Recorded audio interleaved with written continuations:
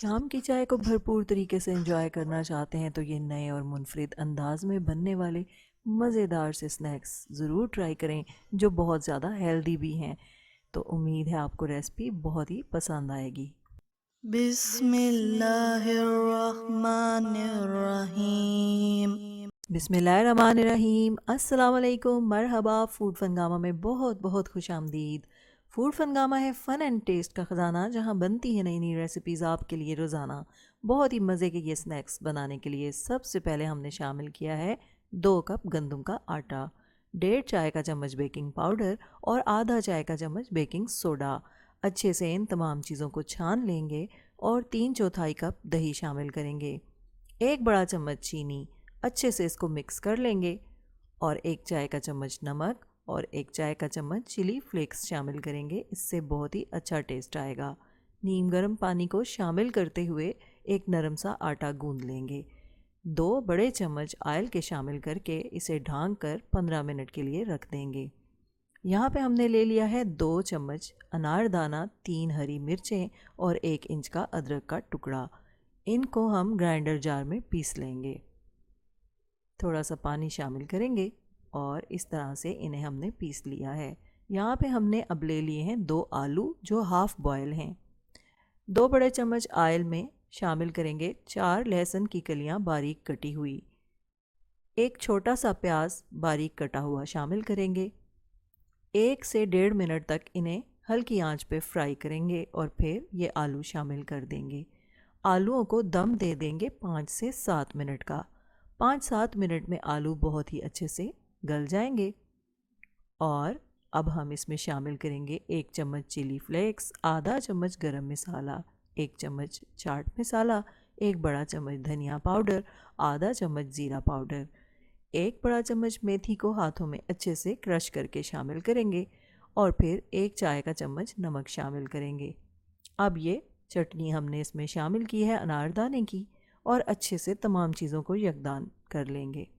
चूल्हा हमने बंद कर दिया है और स्टफिंग हमारी बिल्कुल तैयार है। इसे एक बाउल में निकाल लेंगे। अब यहाँ पे डो बहुत ही अच्छे से सेट हो चुकी है। इसको तकरीबन 5 मिनट अच्छे से हाथों से मल लेंगे। इस तरह आपके बन बहुत ही फूले फूले बनकर तैयार होंगे। तो ये स्टेप ज़रूरी है। अब इसके हम पेड़े बना लेंगे। तो अब क्या करना है कि इन पेड़ों में हमें फिलिंग को शामिल करना है और जिस तरह से हम रोटी का पेड़ा बनाते हैं इसी तरह हमने पेड़े बना लेने हैं। थोड़ा सा फैला लेंगे हथेली में और इस तरह से ये स्टफिंग को शामिल कर देंगे। और अब अगर आप चाहें तो इसमें प्याज के लच्छे शामिल कर दें। आप इसे स्किप भी कर सकते हैं। इस तरीके से हमने इसका अब एक पेड़ा तैयार कर लेना है। और अब बारी आती है इन पे तिल लगाने की। तो इसके लिए हम ब्रश से पानी को अच्छे से फैला लेंगे बन के ऊपर और फिर एक प्याले में तिल निकाल कर अच्छे से बन के ऊपर लगा लेंगे।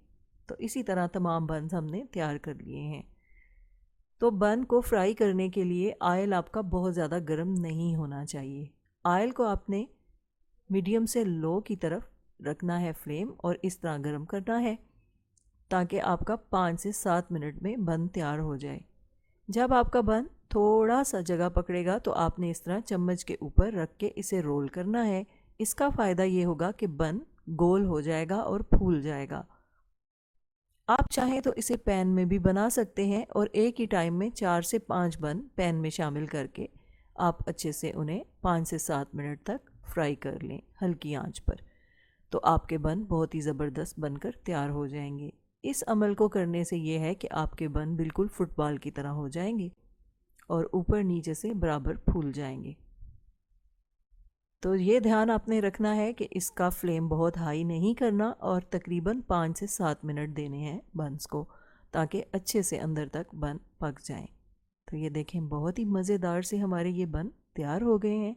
उम्मीद है आपको ये रेसिपी बहुत ही पसंद आई होगी और आप इसे ज़रूर ट्राई करेंगे।